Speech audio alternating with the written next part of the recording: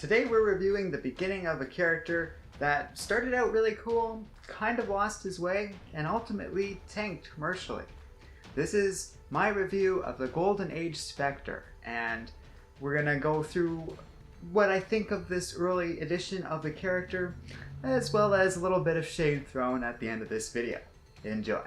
So, we've finished our second review of a Golden Age hero, the first having been Superman, and now the second being the Spectre. There's a big difference between the two, though. While Superman would obviously go on to take a life of his own, the Spectre has always kind of existed as a sort of background character in the world of DC.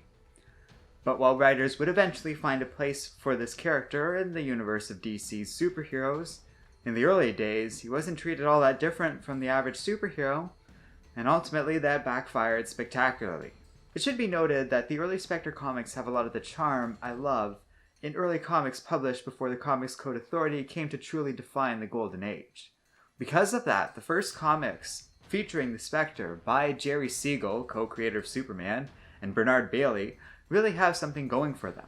The Spectre starts out with about as much terrifying potential as his character would go on to have in later years, with all his extreme celestial abilities intact. He just decimates the criminals in front of him, and is surprisingly brutal in his first adventure. Those earliest, the very first few Spectre comics, though still a little cumbersome in their execution, are otherwise excellent.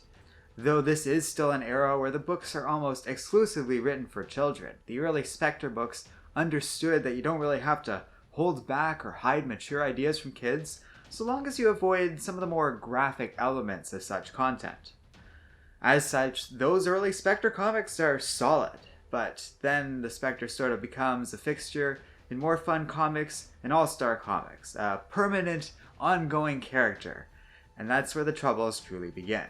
At first, it remains entertaining as the writers find interesting ways to put the Spectre in danger and really set out to define his powers. But after a while, it becomes clear he isn't being challenged. I had to correct some of my scripts dealing with the Golden Age Spectre to avoid using language that implied he was in too much danger in certain moments, because more often than not, he was fine. He was never really in any danger and could, at any time, use one of his many powers to not only escape whatever dilemma he's currently in, but solve whatever overall problem's going on. That seemed to chafe on the creativity that Spectre-related stories enabled and could tell, because after a pretty fun series of comics that even introduced Seven Soldiers villain Zor into DC canon, from what I understand, interest in the Spectre started to flag. I could see why, after a while, his stories start really lacking creativity and really start feeling drab and repetitive. You could see it in how the character is dealt with in the pages of more fun comics. At first, he is front and center, always the character on the cover of the book, and always the first story featured in a lineup of other characters. But as this series introduced and came to rely more and more on others like Aquaman, Green Arrow, and Dr. Fate, the Spectre started moving farther and farther to the back of the book, and became much less likely to be featured or even mentioned on the cover. That all reached a critical point where the Spectre was brought to his lowest level, in my opinion, in the entire history of the character, with the introduction of the worst sidekick I've ever seen, Percival Popp the Super Cop. I get why this was done. It was an attempt to appeal to children, and the people working on the Spectre would finally have somebody they could actually be placing in danger, real actual danger. But here's the thing. Kids now and then share something in common, and that's the fact that they really don't like to be pandered to. So the Spectre got tacked on with a scrappy-do character nobody liked, and his popularity got even worse. By the end, the Spectre was rendered permanently invisible.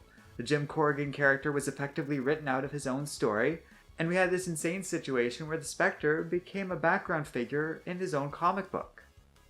He remained on the JSA while this was all going on, as a major character, until around the same time as his last appearance in More Fun Comics in 1945, where in both books, he suddenly, and without explanation, disappeared entirely, not to ever return to those series, or the Golden Age. It would be decades before anyone ever bothered with the Spectre again, which is fine given what eventually happened to the character in the Golden Age and how he was later used in the Silver Age. but there is quite a bit to take away from all of this before we get into the Silver Age Spectre. It speaks a great deal to how a character as powerful as the Spectre really doesn't have the longevity to exist in a permanent ongoing series, at least not on the level of a traditional superhero comic like what we got out of the Golden Age ones, or out of any given Superman run. It says a lot more about what kind of stories appeal to children and what kind don't. I can never understate what a disastrous decision Percival was in that regard. But the value in this character was there from the beginning, and it would take a few clever people a couple of decades to recognize that. We'll get into all of the Silver Age stuff concerning the Spectre another day through another series of videos, though it is worth taking a moment to dwell on some of the stuff I noticed from these comics. Bernard Baily and Jerry Siegel did such a great job in designing a very cool character, and Baily did a good job giving him a lot of creative moments, even if some were overly simplified and cartoony.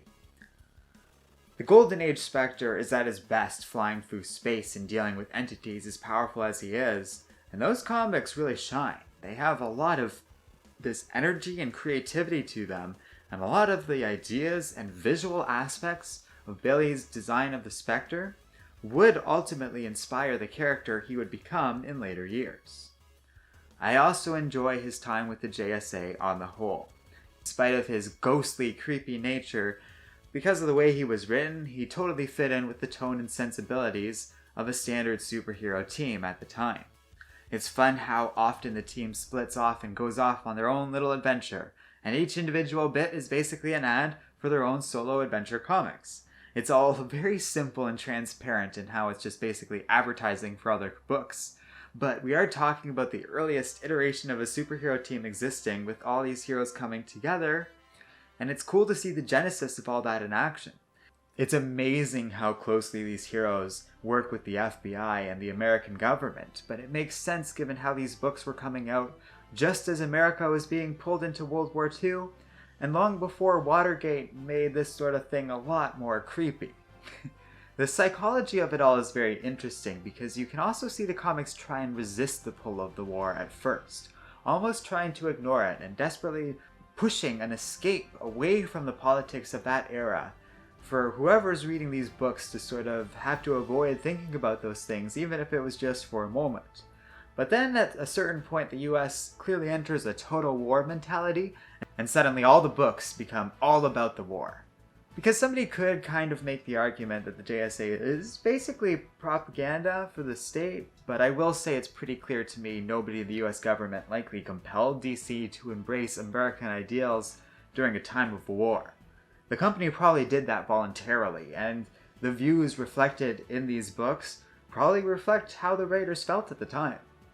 I don't believe the co-creator of Superman had anything positive to say about fascism, to put it simply.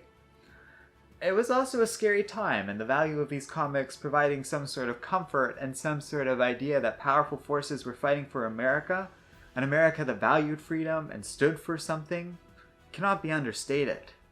If you can't tell, this is a guide for American children to identify correctly what kind of plane is flying above them in the sky, and whether or not they should be worried that plane is about to horribly kill them. This is why it's so important to have the Spectre and all these other heroes flying around the country, defeating the enemies of America, and espousing American values. I think people really needed it at the time.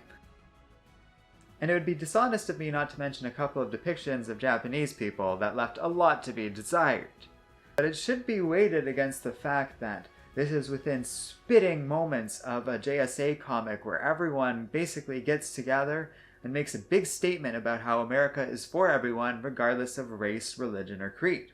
Those statements may seem breezy and simple nowadays, but I can't get over the fact that this comic was making that declaration basically at the tail end of World War II. It's quite the move to have all these big heroes literally get up on a stage and at the end of a long, violent war, deep into the era of a segregated America, declaring that America is, and always should be, the land of the free, in a story deliberately designed to highlight and recognize all the times it hasn't been in American history. That's a very progressive as hell statement, and especially so given the time period. Many writers at DC were relatively left-wing compared to the world around them at the time. I can just tell you that from this book alone. Just like they are kind of today and throughout comic book history. Some might say there is a consistent pattern in art or something like that, and it sort of really dismantles a core argument that some sort of comic book movement that realistically died out a while ago now tried to make. But I'm sure I wouldn't know anything about that. Let's move on entirely. Thank you for watching, and don't forget to like, subscribe, and keep reading comics.